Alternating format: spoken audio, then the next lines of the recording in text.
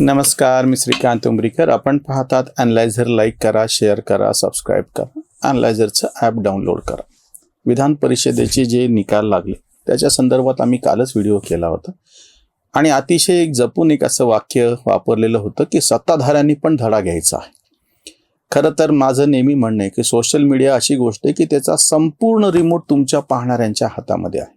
आम्ही आमच्या मनानं जर काही फेकत बसलो तर एखाद्या वेळेस तुम्ही ऐकताल, काही काळपर्यंत एखाद्या सुद्धा जास्त करून ऐकू शकाल, पण फार काळ हे सगळं चालू शकत नाही. याच 19 जूनला बरोबर 6 वर्षापूर्वी मी पहिला व्हिडिओ सोशल मीडियावरती अॅनलायझरमध्ये केला होता आणि त्याच्यानंतर आता 6 वर्ष झाले, 2000 पेक्षा जास्त व्हिडिओ झालेत. इतक्या दीर्घ काळ तुमच्या समोर राहायचं असेल तर जी वस्तुस्थिती आहे तीच मांडावी लागते. अगदी आमच्या मनात समजा एखादी गोष्ट नसेल, आम्हाला पटलं नसेल, पण जर वस्तुस्थिती दुसरी असेल तर ती मान्य करावी लागेल. मागच्या लोकसभा निवडणुकीला माझं मतदान माझ्या मूळ गावी परभणीला होतं. नंतर मी औरंगाबादला ते स्थलांतरित करून घेतलं विधानसभेच्या वेळेस. तर त्यावेळेस जो उमेदवार निवडून आला तो शिवबाठाचा होता. जो आधी शिवसेनेच्या तिकिटावर निवडून आला होता, त्या फाटाफुटीनंतर तो उद्धव ठाकरेंबरोबर राहिला, तो निवडून आला. आम्हाला ते मंजूर नव्हतं. ते खरं तर माझ्या वडिलाचे, माझ्या मोठ्या भावाचे ते मित्र आहेत, वर्ग शाळेतले क्लासमेट आहेत. ते आमचे खासदार संजय जाधव, आता ते परत एकनाथ शिंदेकडे आले. पण तेव्हाच्या निकालाचा अनालिसिस करत असताना लोकांनी जर त्यांना कौल दिला असेल, माझ्या परभणीच्या मतदारांनी, त्याच्यामध्ये मी पण मतदार होतो, जर मतदारांनी कौल संजय जाधव यांना दिलेला असेल तर आम्हाला ते मान्य करावं लागेल. त्याच्या विरोधामध्ये महादेव जानकर उभे होते, प्रत्यक्ष मोदींनी त्यांच्यासाठी सभा घेतलेली होती, तरी पण ते निवडून नाही आले, तर मान्य करावं लागेल ही गोष्ट.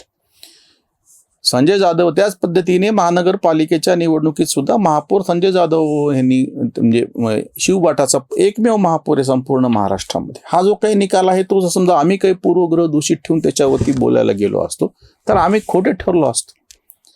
आताचा प्रसंग असा आहे, नाशिकचा निकाल लागल्याच्या नंतर बाकीच्या तर 16 उरलेल्या 16मध्ये त्याच्यातले बिनविरोध सगळे, नाशिकवर सगळी चर्चा चालू होती कारण की बंडखोर निवडून आला. मी वाक्य असं वापरलं होतं, पुन्हा माझा कालचा व्हिडिओ काढून पहा, की जर हायकमांडनी एखादा उमेदवार, हायकमांड असा शब्द वापरला होता, त्याच्यामध्ये सगळेच आले श्रेष्ठ, जर तो उमेदवार दिला असेल आणि जो स्थानिक नेत्यांना पसंत नसेल, स्थानिक कार्यकर्त्यांना पसंत नसेल, तर ते त्यांच्या मनात निर्णय घेतात. त्याचा पुरावा म्हणजे हे, त्याच्यासाठी तुम्हाला कोर्स करेक्शन, दुरुस्ती करून घ्यावी लागेल. काही विद्वान लिब्रांडू पत्रकारांनी एकनाथ शिंदे गटावरती भाजपनी कसं वर्चस्व गाजवलेलं आहे, एकनाथ शिंदेंना कसं नामोहरण करायचा प्रयत्न, लगेच अशा पद्धतीचे व्हिडिओ केले. ते लगेच ताबडतोब दुपारी का रिलीज झाले. अक्षरशः थोड्याच वेळामध्ये, मी कालचीच गोष्ट आहे, मी तरी व्हिडिओ आज करतो आहे. निवडून आलेले उमेदवार गोकुळ गीते यांनी शिवसेनेचं सहयोगी सदस्यत्व स्वीकारलं. त्याचा तो व्हिडिओ आहे, तुम्हाला मी पहिली व्हिडिओ ऐकू. इच्छा आहे की त्या ठिकाणी परिषदेमध्ये मी आपला सहयोगी सदस्य म्हणून काम करण्यास तयार आहे. मग त्यांनी मला त्या ठिकाणी आज संध्याकाळी या नंदनवन बंगल्यावर साहेबांच्या भेटीसाठी बोलवलं. मी साहेबांशी पण त्या ठिकाणी प्रदीर्घ काळ चर्चा केली आणि साहेबांनी पण त्या ठिकाणी परिषदेमध्ये या मतदारांनी जो माझ्यावर विश्वास टाकलाय, त्या मतदारांच्या भविष्यात कामं करण्यासाठी, त्यांच्या काही अडीअडचणी सोडवण्यासाठी परिषदेमध्ये शिवसेनेचा सहयोगी सदस्य म्हणून काम करण्यास त्यांनी पण त्या ठिकाणी मला परवानगी दिलेली आहे. मी आपणा सर्वांना या ठिकाणी या पत्रकार परिषदेत सांगतो आणि भविष्यात मला अजून तसं काही मी इच्छा व्यक्त केली नाही, पण भविष्यात पण संघटनेची पण काही जबाबदारी मला ॲडिशनल खासदार साहेबांनी, सामंत साहेबांनी आणि किंवा मोठ्या साहेबांनी दिली तर ती पण मी पार पाडेल, अशी मी या ठिकाणी आपल्या सर्वांच्या माध्यमातून त्यांना ग्वाही देतो. तुम्ही ऐकलं, त्यांनी त्यांचे जे काही मतभेद होते ते शिवसेना शिंदे गट असो, भाजपचे श्रेष्ठी असो, गिरीश महाजन असो, कशाचं काही शिल्लक राहिलं नाही. ते परत सत्ताधाऱ्यांच्या सोबत गेले, सहयोगी सदस्य झाले आणि तेही ज्या लिब्रांडू पत्रकारांनी एकनाथ शिंदेंना नामोहरम करायचा भाजपचा कसा प्रयत्न आहे असा प्रचार केला होता. मी परत सांगतो, पडद्यामागच्या सगळ्या गोष्टी वेगळ्या. समोर काय आलं, हे निवडून आलेले बंडखोर सदस्य हे एकनाथ शिंदे गटाचे सहयोगी सदस्य झालेले आहेत. त्यांच्याबरोबर आहेत, ते डायरेक्ट पक्षात जाता येत नाही, टेक्निकल अडचण वगैरे त्यांनी सांगितली, त्यांच्याबरोबर आहे. आता तुम्ही काय प्रचार लावला होता, कालच निकाल लागल्या सत्ताधाऱ्यांमध्ये कशी बिघाडी झालेली आहे आणि एकनाथ शिंदेंना कसं डॉमिनेट करायचा प्रयत्न केला जात आहे, एकनाथ शिंदेंनी खरं तर मुख्यमंत्री कसं व्हायला पाहिजे. अरे, ज्या पक्षाचे 57 आमदार आहेत त्याचा मुख्यमंत्री, ज्या पक्षाचे 132 आमदार आहेत त्यांनी काय करायचं, भजन करायचं तुमच्या दृष्टीनं. प्रत्येक वेळी उलट एकमेव भाजपचं उदाहरण आहे की त्यांनी कमी जागा असलेल्या पक्षाला मुख्यमंत्रीपद दिल्याच्या नंतर जे काही कमिट केलेलं आहे तेवढ्या पूर्ण कालावधीपर्यंत, मग ते नितीश कुमार असो किंवा महाराष्ट्रामध्ये एकनाथ शिंदे असो, मायावती असो, प्रत्येक ठिकाणी तुम्ही बघा, HD देवेगौडा, कुमारस्वामी असो, ज्या कालावधीसाठी कमिटमेंट केलेली त्या संपूर्ण कालावधीमध्ये आपल्यापेक्षा कमी जागा असलेल्या पक्षाला सुद्धा मुख्यमंत्रीपद दिल्याच्या नंतर कमिट केलेल्या वेळामध्ये कुठेही गद्दारी केलेली नाही. आणि तरी हे प्रचार काय करायला लागलेत? जेव्हा की एकनाथ शिंदे यांची मर्यादा त्यांना पूर्ण स्वातंत्र्य दिल्याच्या नंतर सुद्धा 57 आमदार त्यांचे निवडून आलेले असतील, तर त्यांना मुख्यमंत्री तुम्ही करा हे कुठल्या आधारावरती म्हणता? प्रत्यक्षामध्ये त्यांची महत्वाकांक्षा असेलही. आणि कालच तुम्ही लगेच व्हिडिओ करून मोकळे झाले की गोकुळ गीते ह्यांच्यामुळे, ह्यांच्या रूपानं भाजपनी कसं असेलही. मी परत सांगतो, सत्ताधाऱ्यांची मला काही बाजू घ्यायची काही कारण नाही आणि विरोधकांवरती टीका करायचं काही कारण नाही. वस्तुस्थिती काय समोर आलेली म्हणून म्हणलं मी केलेला व्हिडिओ तुम्ही अजूनही तपासून पहा. काल संध्याकाळी दुपारी 3 वाजता तो व्हिडिओ पडला होता अॅनलायझर लोकनीतीवरती, की दोघांनी कसा धडा द्यायचा आहे ते. आणि त्याच्यानंतर आजची परिस्थिती तुम्ही बघा. आणि कालच पडलेले ह्या लिब्रांडो पत्रकारांचे व्हिडिओ पहा. मी ते त्यांचे नावही सांगत नाही. आता काय नॅरेटिव्ह चालवत आहात तुम्ही? कुठलं नॅरेटिव्ह फुकट चालवत आहात तुम्ही? आत्ताचे जे सत्ताधारी आहेत ते काय आणि कसे आहेत त्याचं मधलं म्हणजे पडद्यामागचं अॅनालिसिस बाजूला ठेवा. प्रत्यक्ष समोर काय दिसतं आहे, त्यांनी ज्यांना कमिट केलं त्या पद्धतीने त्यांना त्यांच्या पक्षात घेतलेले लोक, उदाहरणार्थ हेमंत बिस्व शर्मा काँग्रेसमधून आले, आता दुसऱ्यांदा ते मुख्यमंत्री झालेले. पहिली पूर्ण टर्म त्यांनी सर्वानंद सोनोवालच्या नेतृत्वाखाली काम केलं. पक्षाला काय पूर्णपणे ईशान्य भारतामध्ये भाजपचं प्रस्थापित भाजपला करत असताना काँग्रेस पूर्णपणे उखडल्या जाईल हे त्यांनी बघितलं. दुसऱ्या 5 वर्षामध्ये सरकार आल्याच्या नंतर ते मुख्यमंत्री झाले आणि आता तिसऱ्यांदा आले. सम्राट चौधरींना आता बिहारमध्ये मुख्यमंत्री केले, ते काही मूळचे भाजपचे नव्हते. म्हणजे तुम्ही लक्षात घ्या, बाहेरून बोलवल्याच्या नंतर त्या उमेदवाराच्या पाठीमागं उभे राहायचं काम हा भाजपनी केले हे समोर दिसते. आतमध्ये परत पुन्हा तुम्ही डॉमिनेशन करताय, काय करताय? एकनाथ शिंदेला तुम्ही मुख्यमंत्री कशासाठी मुख्यमंत्री करतील एकनाथ शिंदे? जेव्हा स्वतः इतके 105 आमदार असताना सुद्धा देवेंद्र फडणवीस उपमुख्यमंत्री म्हणून बसले. भाजप सेना युतीला निवडणूक पूर्व युती असताना त्यांना बहुमत दिलेलं असतानाही तुम्ही टांगा पलटी घोडे फरार केले. तुम्ही तिकडे जाऊन बसले, महाविकास आघाडी नावाचं कडबोळ केले. त्या सगळ्या काळात मैदान सोडून पळून न जाता देवेंद्र फडणवीस विधिमंडळामध्ये प्रत्यक्ष विरोधी पक्ष नेते म्हणून होते. मुख्यमंत्री राहिलेला माणूस विरोधी पक्ष नेता म्हणून बसतो. त्याच्यानंतर आपलंच पक्षाचं जास्त दुप्पट आमदार असताना सुद्धा आपल्यापेक्षा 1/3 आमदार, 40च फक्त आमदार होते, तरी एकनाथ शिंदेना मुख्यमंत्री करून आपण उपमुख्यमंत्री पद स्वीकारतो. आणि हे सगळं झाल्याच्या नंतर 2024च्या निवडणुकीमध्ये त्यांची 132 आमदार निवडून येतात आणि तरी तुम्ही त्यांनी मुख्यमंत्री न होता एकनाथ शिंदेचाच कसा हक्क आहे, एकनाथ शिंदेनीच कसं मुख्यमंत्री पदावर सांगतात? काय म्हणजे नेमकं मला हे आकड्यातून समजून सांगा, भावनिक वगैरे नाही काय. हे जे आत्ताचे बंडखोर नाशिकमधून निवडून आले, आम्ही तेच म्हणत होतो की जसं झारखंडमधल्या बंडखोरीचा फायदा भाजपने घेतला आणि दुसऱ्या एका तो त्यांच्या नसलेल्या उमेदवाराच्या पाठीशी राहून त्याचा एक निवडणुकीमध्ये तेव्हा तिथल्या सत्ताधाऱ्यांना काँग्रेसला एक फटका देऊन दाखवला. स्वतःचा प्रत्यक्ष त्यांचा उमेदवार पण नव्हता. आमचं हेच म्हणणं होतं की जर तुम्हाला राजकारण करायचं होतं तर गोकुळ गीतेच्या मागं तुम्ही तुमची ताकद का नाही लावली?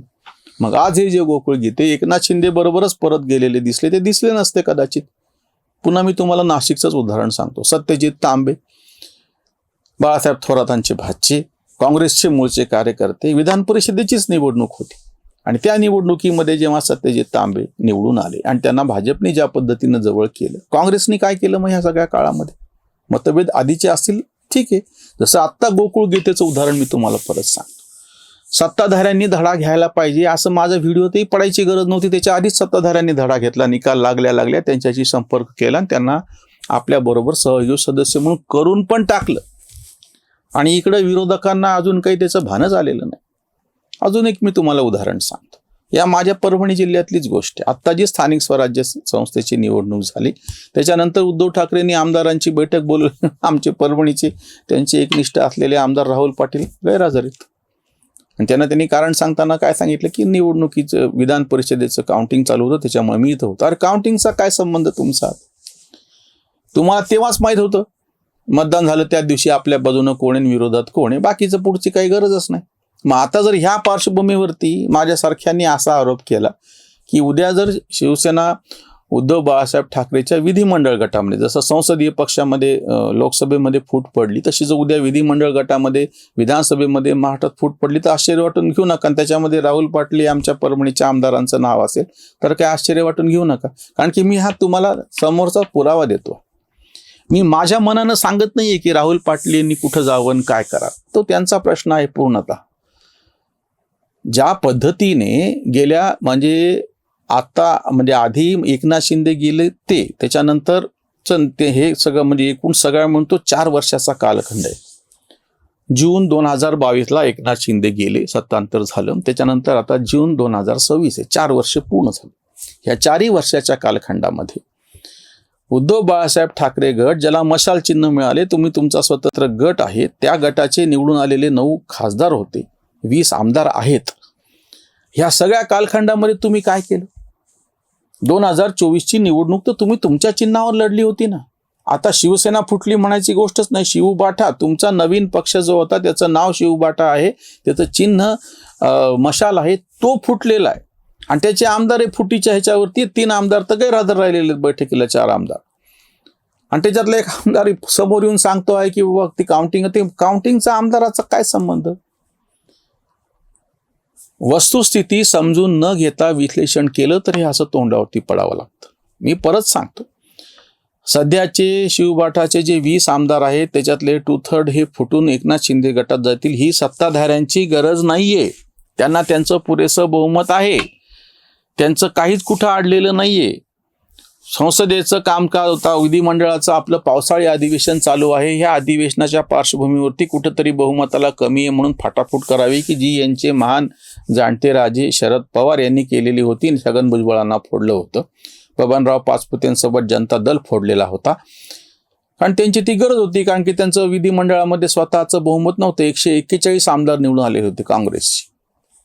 आता मला याचं उत्तर द्या, आता अशी कुठलीच परिस्थिती नाही. सत्ताधारी एकदम व्यवस्थित, त्यांच्याकडे पुरेसं संख्याबळ आहे. मग जर उद्या कुठल्या कारणानं महाराष्ट्रामध्ये विधानसभा जर फुटली, विधानसभेमधला शिवबाठा गट फुटला, तर त्याला सर्वस्वी ते स्वतः जबाबदार आहेत. बाकी कोणी याच्यात पडलेलं नाही, कोणाला त्याच्यामध्ये काही रस नाहीये. अजून एक कारण आता सांगितलं जाते, हे पत्रकार पण लावतात. मला त्याच्यावर जास्त आश्चर्य आहे की मतदारसंघामध्ये निधी मिळत नाही, त्याच्यामुळे आमची कोंडी केली जाते आणि त्याच्यामुळे आम्ही पक्षांतर केलं. हे ते बोलले का? खरे ना. नागेश पाटील आष्टीकर हे जे हिंगोलीचे खासदार आहेत ते बोलले. तेच वाक्य धरून गिरमिट लावलेलं ह्यांनी सुरू केलेले. आता हे वरवरचं वाक्य कोणालाही कळतं हे ते सांगू शकत नाहीत की आमचं नेतृत्व कसं कुचकामी होतं पूर्णतः. त्याच्यातलं एक वाक्य त्यांनी तरी बोलले सूचकपणे की नेते कसे भेटत नव्हते आमचे. उद्धव ठाकरे हे प्रत्यक्ष आमदार खासदार मंत्र्यांनाच अवेलेबल नव्हते. कोरोनाच्या काळातलं तर निमित्त होते ते ठीक आहे. आता ते प्रत्येक मतदारसंघांचं होतं ते काय अब पछतावन क्या जब चिडिया चुग गई खेत, बैल गेला खपा केला तशातलं वराती मागून घोड गेलं ना सगळं निघून. आता काय उपयोग आहे तुम्ही ज्या पद्धतीनं हे करता आहात त्यावरची ही उसंतवाणी. विधान परिषदेचे जे निकाल लागले 6 आधीचेच ते बिनविरोध, बाकीच्यांचा बोध घ्यावा. येणारच होते आले सारे तेच, बंडखोरी पेच तोही त्यांचा. विरोधींना सांगा मिळवले काय, फाटक्यात पाय अडकला. कशाला उसने होते अवसान, कोणते महान सल्लागार. सल्ला देऊन या करी तिजे गार, असे सल्लागार यांचे पाशी. पत्रकारांनाच झोंबली मिरची, एकही ना खुर्ची लाभलेली. कांत म्हणे पुन्हा तशीच थप्पड, तीच रडापड लिब्रांडोंची, तीच रडापड लिब्रांडोंची. एकनाथ शिंदेच्या गटामध्ये गोकुळ गीते गेल्याच्या नंतर खरी थप्पड या पत्रकारांनाच बसलेली आहे, ज्यांनी फुकट पद्धतीने त्याच्यावरती एक ॲनालिसिस सुरू केलेलं होतं. वस्तुतः याची काही गरज नव्हती. तुम्ही प्रत्यक्ष समोर जे दिसत आहे ते पाहून जर आजही विश्लेषण कराल तर ते लोक ऐकून घेतील, ते लोकांच्या पचनी पडेल. पण जर तुम्ही खोटारडेपणा करून वेगळं काही नॅरेटिव्ह सेट करायचा प्रयत्न करत असाल तर लोक त्यांना तर राजकीय दृष्ट्या काय द्यायची ते थप्पड दिलेलीच आहे विरोधकांना.